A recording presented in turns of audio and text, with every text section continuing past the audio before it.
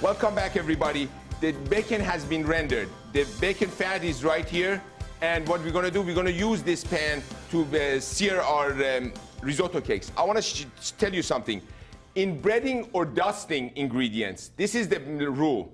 Dry, wet, dry. I have a glove on. We're gonna go into the flour first. We're gonna go into the milk next.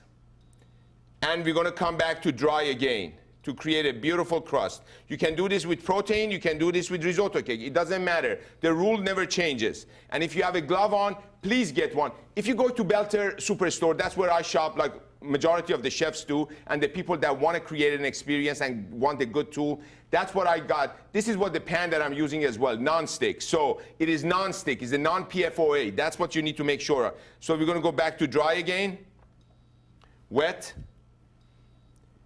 and dry. Imagine if you're doing a fish fry for yourself. It's the same rule. The rule never changes. Now, what we're going to do is we're going to take these risotto cakes as they've been crusted, and we're going to create a crispy crust now by putting them in the heat.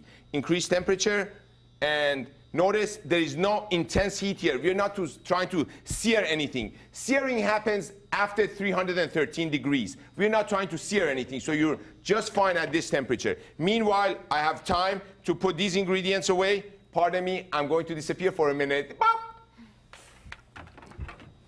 Yay, there I am. And now we're going to create all the other ingredients. We have some beautiful eggplant.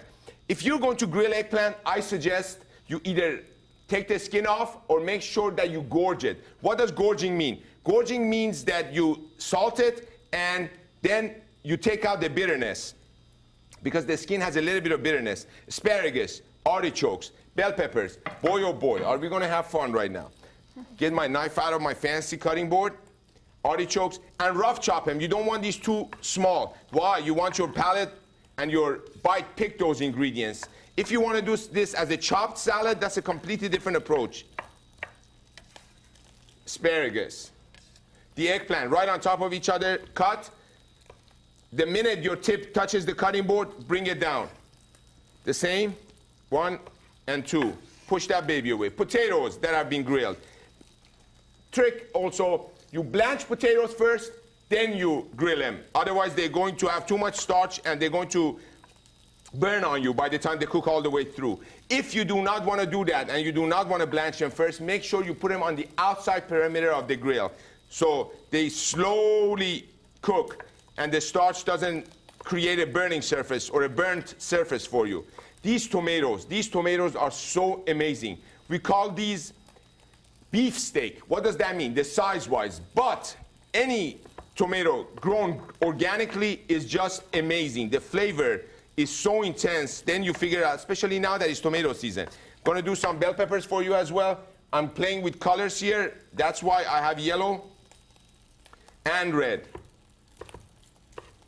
All these flavors are gonna create an explosion when it comes to it, creating that intense meal for yourself. I have also some zucchini. This is what I did for the grilling that I mentioned to you for my friends at the house. So we are gonna eat this as a leftover and an artistic approach to leftovers. And I have some golden beets as well. You notice you can't get any simpler than this. When we come back, what I'm going to do also is I want to show you how we're going to cut the chicken to make it very, very moist, even though it has been cooked before. And the connecting fibers that have seized together due to the temperature need to be left outside at room temperature, and that's what I'm doing with this chicken. Don't pull it out of the refrigerator, chop it and put it and eat it, because then you're going to say, oh mom, this is all dried out, and Jean is going to be all upset. Oh, by the way, I forgot, Tia doesn't eat protein. Sorry, honey, I had to throw that out there. We have a nice chopped basil now, and we're also going to slice some shallots. And what seasoning is on the vegetables when you grilled them? Salt, that's a great question. What seasoning is on the vegetables? Salt and pepper, nothing else. Oh. Tia, when you're dealing with such a beautiful ingredient, you really don't need anything else. Seasoning is just to enhance the existing flavors. we are done chopping, but we haven't even started eating. So don't you dare go anywhere because we're gonna eat when we come back. And I gotta flip these babies. Yay, yay, baby flipping time. See you in a few.